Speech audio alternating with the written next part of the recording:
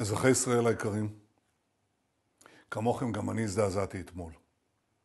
ראיתי את סרטוני הזוועה של הבנים היקרים שלנו, רום ואביתר.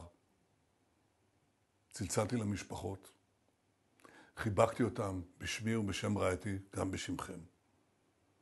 תראה אותם נמקים בצינוק, אבל המפלצות של החמאס שעוטפות אותם, להם יש זרועות אבות בשר, יש להם כל מה שהם צריכים כדי לאכול. הם מריבים אותם כמו שהנאצים הריבו את היהודים. וכשאני רואה את זה, אני מבין בדיוק מה החמאס רוצה. לא רוצה עסקה. הוא רוצה לשבור אותנו. באמצעות סרטוני הזוועה האלה, באמצעות תעמולת הזוועה השקרית שהוא מפיץ בעולם. אבל אנחנו לא נשבר. אני מתמלא בנחישות עוד יותר חזקה. לשחרר את בנינו החטופים, לחסל את החמאס, להבטיח שעזה לא תהווה יותר איום על מדינת ישראל.